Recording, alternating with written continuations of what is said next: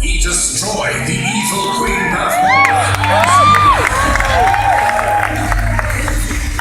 He danced with David Bowie as a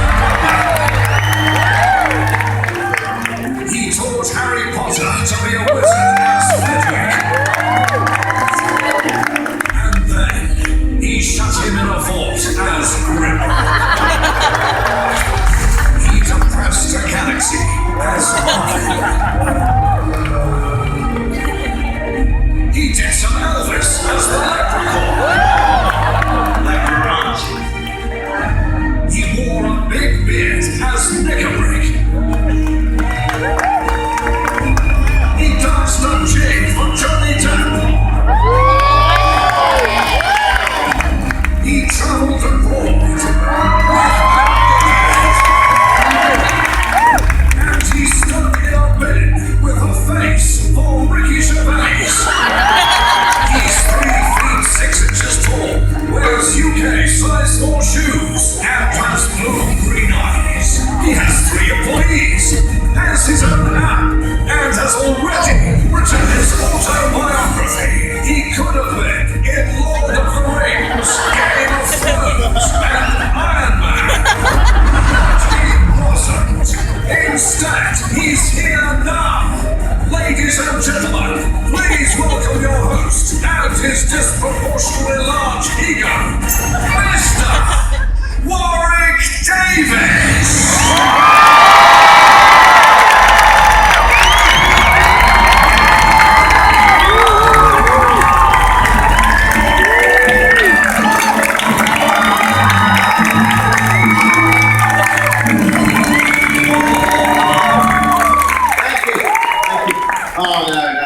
Don't stop. Thank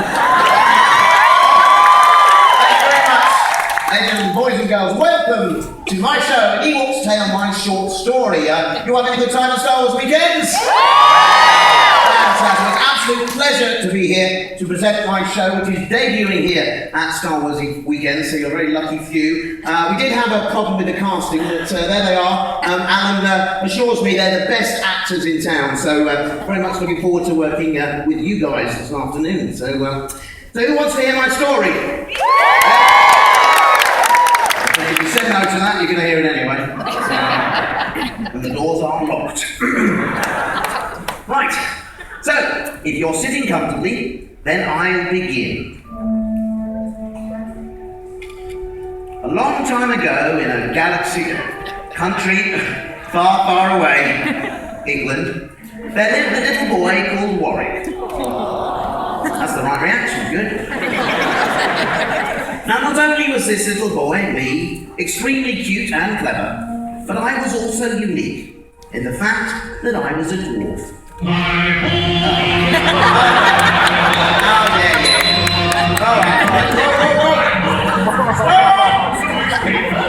Unbelievable. Alan! Come here! What are you doing up there? Down a bit. No, lower! Not that low, I'm this tall. What are you playing, Alan? What's that all about? Sorry. I was simply trying to liven the show up a little. I mean, let's face it, your early life story is a little, well, how should we put it, boring. Well, my early life story is perfectly interesting, thank you very much, without your directorial enhancements. Thank you. Okay, Mr. Attitude. Someone's been hanging out with Val Kilmer too much.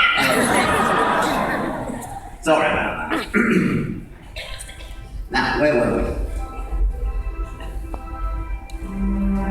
I had a happy childhood growing up, not literally, and I was always keen to get involved with everything except sport. My teachers encouraged me to at least try all sports at school. I quoted Yoda.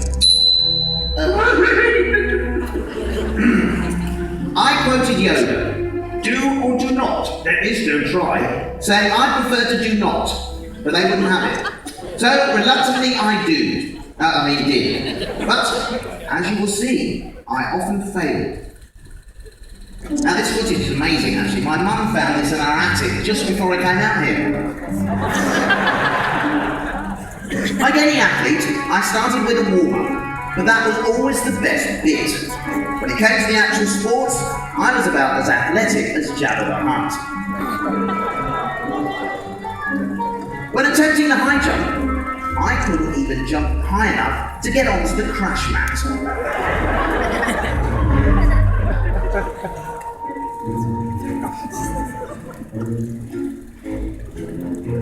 Now, my run up to the long jump was textbook, if a little long. My takeoff was perfect, but on landing, I never even made it far enough to reach the sand.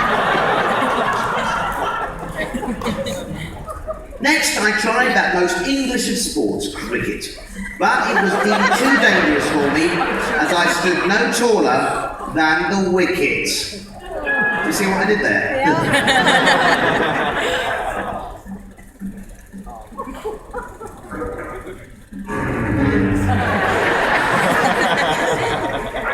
Oh, I hated that dog.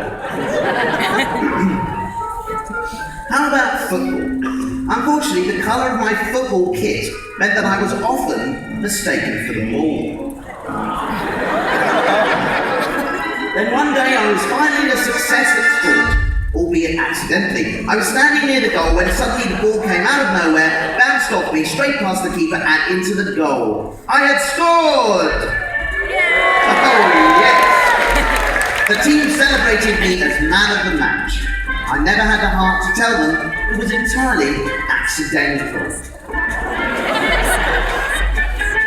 The end. Thank you.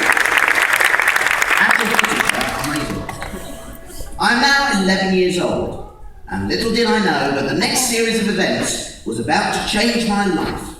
At that age, I was unsure of what path my life would take. There comes a time in every man's life when he must go out into the world to seek his fame and fortune. What shall I do? Go into politics? Warwick Davis, Prime Minister, leader of the nation. Or shall I be a policeman? Then I could cut my dad's poppy tickets. Hey, what's this? Not what I had in mind, but I'll try it anyway. No, too much competition, but I might have beaten him pound for pound. So what do they say? The grass is always greener on the other side of the street. That doesn't make sense. Ah, this looks more interesting.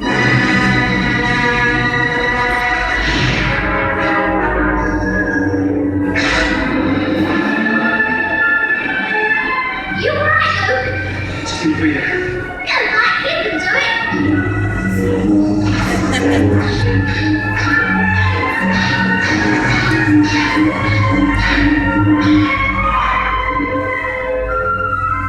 That's for me. I want to be in a movie. So I decided what I wanted to do, but to get my first acting role, I needed an agent. Who are you? And what do you want? I'm Warwick and I want a job. What can you do? I can play small parts. Well, the only thing I've got at the moment is the latest Star Wars film, The Revenge of the Jedi. The studio sent some costumes over. You can have a look in that box, see if everything fits. You think you can handle the part? Oh no! I want to play a good guy. I've got it. An Ewok. You can play an Ewok. An Ewok? What's an Ewok? I've no idea, but the money's good and I'll get 10%. Look, take that other box and get off to EMIL Street. Go on, up it. Thank you very much. So I ignored their advice and probably got lost. I went straight to Elstree Studios in London for my first day's film.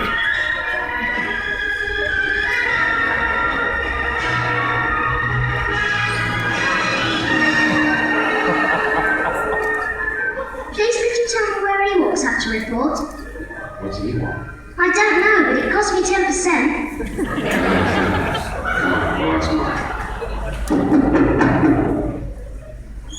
Hi, Mark, you know anything about Ewoks? No, what? Oh, no.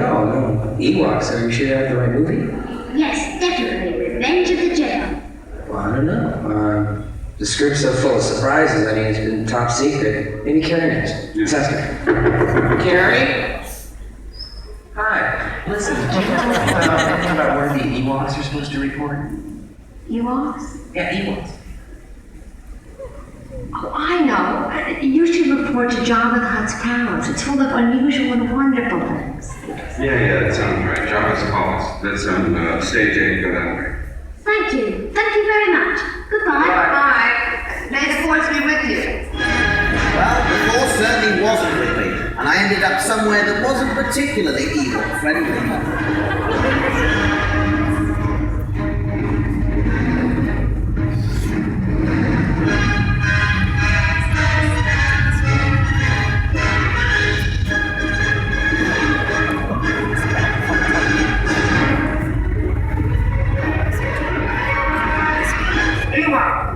Oh, the vet. He must have heard I was up to the park. Stop the video there. Thank you. Thank you very much.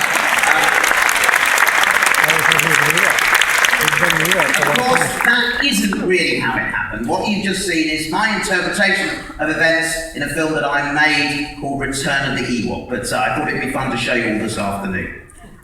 This next event is really the one that changed my life, my sliding doors moment, if you like. Right, cast numbers 1, Warwick's grandmother, 2, George Lucas, and 3, Warwick's mum, Yola. And remember, give me passion.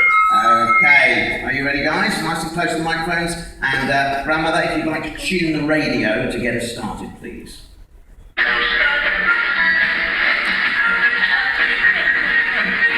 My grandmother was in her kitchen, listening to the radio. She was dancing. She's quite a mover. And she was singing along. Singing along, love. She wasn't a great singer. Suddenly the broadcast was interrupted. We interrupt this broadcast to bring you a very special announcement. Hi, this is George Lucas, the genius behind Star Wars. I'm making the third part of my trilogy, which is in fact episode 6.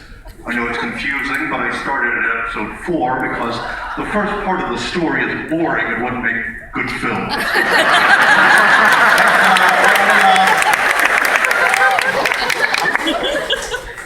Anyway, for Revenge of the Jedi, I need little people to play Ewoks.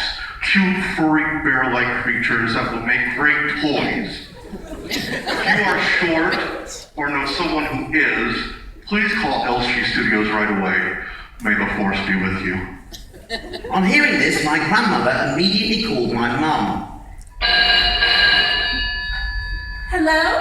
Sue? I was listening to a song on the radio when it was interrupted by an announcement about Star Wars. Really? What song were they playing? Celebration by Kool and the Gang? Oh, I don't know that song. How does it go? Celebrate good times, come on! Never heard of it. Anyway, what do you want? Well, they are looking for short people to be in the new Star Wars film they are making, and I thought of Warwick. So, my mum immediately called the Star Wars office at Elstree Studios, but it was not good news. Hello? I'm calling about the search for Ewoks. My son is short, and he loves Star Wars. What do you mean you have everyone you need? He's a massive fan of Star Wars. Will you accept a cash bribe? Apparently they employed aliens at the production office. Whether they accepted the cash offer is unknown, but nonetheless, I was invited to Elstree Studios, where I met with the production assistant, Patricia Carr. Cast numbers 1, 2, and 3, sit down. Yes. Cast number 4, you're up. Thank you, Alan. Okay, join me over here in playing the scene with me now. Okay, I'm your co-star. Well, I'm the star, you're my co-star. Okay. Steady, right? And hang on, I'm 11. That's the only difference. It's shorter, it's exactly the same. Okay, and action! Hello, I'm Patricia. You must be Warwick. Yes. Do you want to play an Ewok? What's an Ewok? Ewoks are cute, furry, bear-like creatures that will make great toys. Go down to the costume department and get measured up. Whoopee! Good work. That's a lovely supporting cast. Terrific. I was initially cast as just one of 50 Ewoks.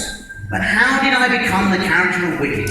Well, once again, fate lent a hand. This time in the shape of Kenny Baker, who usually resided inside R2-D2, but was also an Ewok. One day, he was mysteriously taken ill with food poisoning.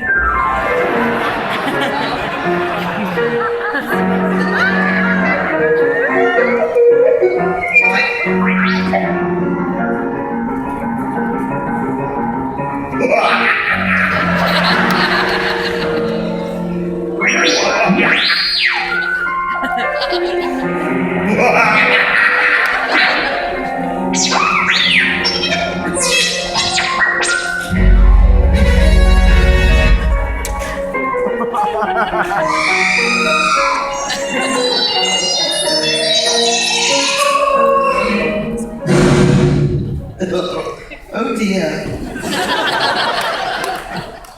And as a result of Kenny's illness, I was called in to replace him for a very important scene with Carrie Fisher, which is the first time we see an Ewok in Return of the Jedi. From this moment on, I was known as Wicket W. Warwick. Cut out!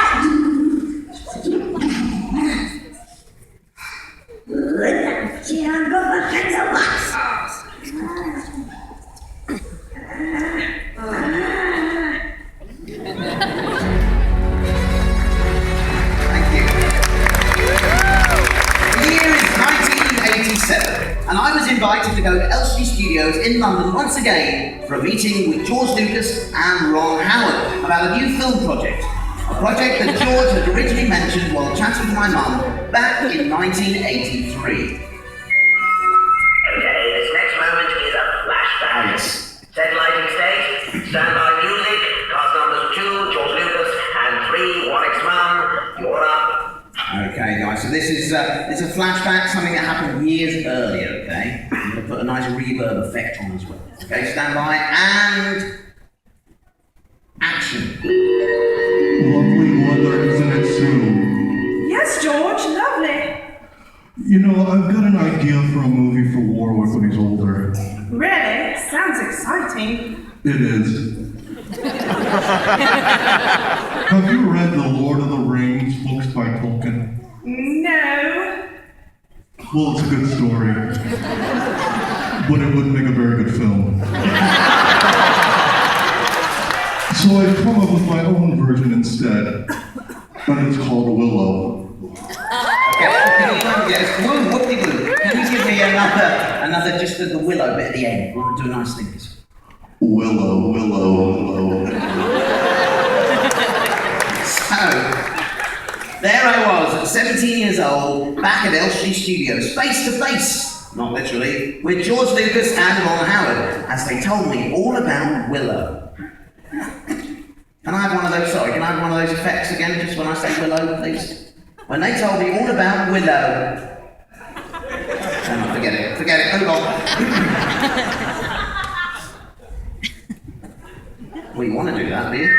Oh, Alan! Numbers 2, George Lucas, and 5, Ron Howard. It's your turn. Oh, yes. Okay, I'm gonna play this scene with you now, okay, as well. So, there's George. Do you have, why are you tugging on your beard, or you got a bit of trouble? Yeah, George has that problem. He's always going like that. People think he's just thinking, but he's trying to get his beard out of his mouth. Okay. Ron, just get nice and close to the microphone there. You're gonna go on that one now. Just keeping them on their toes, certainly. Are we all going there now? You ain't happy now? They're all the same. Okay, so here we are in Elstree Studios with Mr. Ron Howard and George Lucas as they tell me about Willow. Warwick, this is Ron Howard. Hi, have you seen Happy Days? Yes, I have, Ron. I love that show. I particularly love the Fonz. Sit on it. Well, I wasn't him, I was Richie Cunningham. Yeah, I know, but the Fonz is the one everyone loves, isn't he? He's so cool, isn't he? Warwick, Ron is directing my next movie, Willow. Oh, you're waiting for one of them. No, you don't get one. Don't push it up. We were thinking of casting you as the lead. Oh, I'm not so sure now, George. Oh, jeez. Okay, Ron, you're the director. Warwick, you will need to audition to win the part for yourself, even though I wrote it with you in mind. Terrific. So I had to go through a grueling series of auditions, finishing with one final audition in LA. I was to read the part of Willow while other actors came in to audition for Mad Martigan. Mr. Val Kilmer was amongst them. We used a very early draft of the screenplay for this. Okay, cast numbers Are you there? 5 and 6, it's your turn. George. Remember number 6? For Val Kilmer, so act cool and sexy. Yes. Action! Cheers, Alan, so cool and sexy. Here we go. The audition for Willow. Hey, Hobbit, get me out of this cage. No, and don't call me a hobbit. Oh, I'm sorry. Hobbit, Hobbit, Hobbit. Cut! Great. There is a real chemistry on screen between you guys. Really? Oh, I agree, George. They were both terrific, especially Warwick. I think we found Willow and Mad Martigan. Oh, marvelous! At last, this would have been so much easier if you hadn't dissed Ron at that first meeting, Warwick. Yeah. Thank you very much. So, I had to go. Absolutely. So I won the role, but my toughest challenge was yet to come. Making Willow was an epic adventure in itself. Have you all seen Willow? Good job, this history would make no sense otherwise. Willow was shot over the course of 8 months on 3 continents, taking me to opposite sides of the globe. Helicopters flew us to remote mountain locations in New Zealand to film the snow sequences. It was here in freezing temperatures that I did all my own stunts. The man in the blue jacket here is skiing backwards whilst filming us. The fear on my face here is real.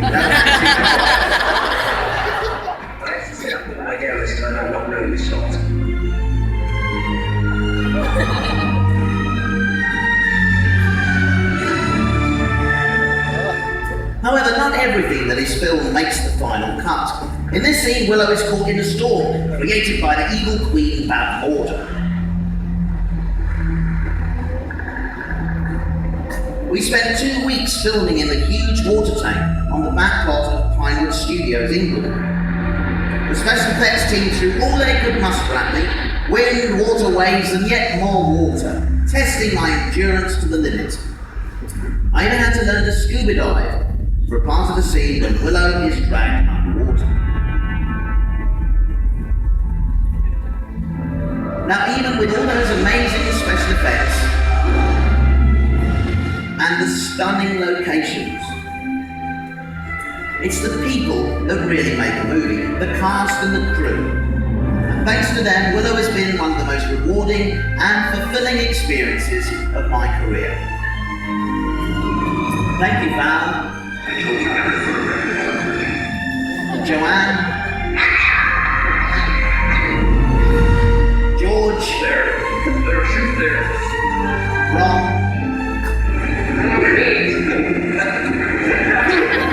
And everyone who made Willow the fantasy a reality. Now, even by the end of the movie, Willow had become particularly adept at using his wand, a skill that I need to brush up on much later in my career.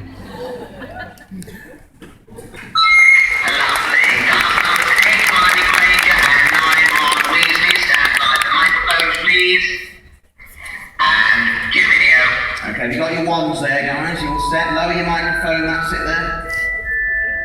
In the year 2000, I was asked to become a member of the faculty at that most famous school for witchcraft and wizardry, Hogwarts.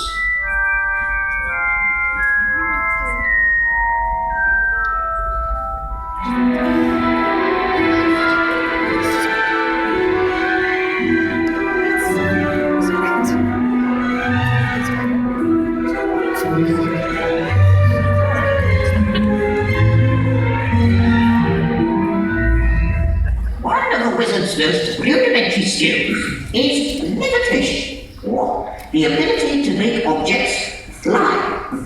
Now, do you all have your feathers? Oh, yours are over there. Splendid. Now, I hope you've all been practicing the nice little wrist movements I taught you. The swish and flick.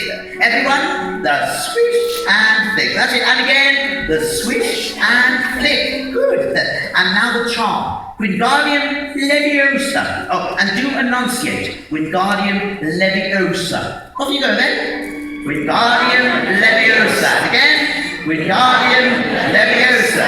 Mr. Weasley? Wingardium Leviosa! Stop! You're going to take someone's eye out. Besides, you're saying it wrong. It's Leviosa, not Leviosa. Alright, you do it, if you're so clever. Yes, Miss Granger, you know how to do it. Show us how it's all done. Off you go. Wingardium Leviosa. No, see here, everyone. Miss Granger's done it. Come on, class. Give her a round of applause. Right, Mr. Weasley, you have to go and give it some welling this time. Go. Wingardium Leviosa! Mr. Weasley. Oh, my word. Come on, give him a round of applause.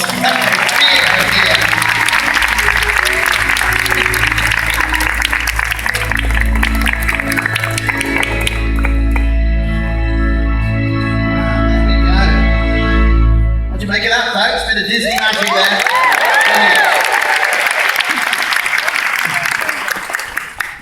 Right. And so there ends my short story. Not literally, but for today at least. The end is not yet written. That is something only destiny can decide. But let's just say for now, in true Disney style, it all ended happily ever after. The end.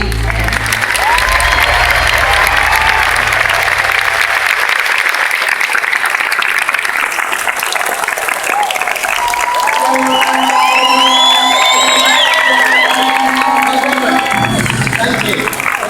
Let's hear it from our major class. This is your goodness. Come on. This is Ron Howard. And that is sexy man Kayla. And Ron Weasley! Big thanks to my technical team here at the Premier Theatre, and of course, my esteemed director, Mr. Alan Fiddy.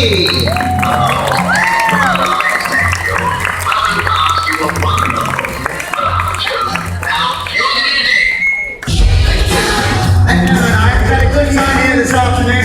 If you've enjoyed yourself, my name is Warwick Davis and this was An Ewok's Tale. If you haven't, I'm Peter Dinklage and this was A Game of Thrones.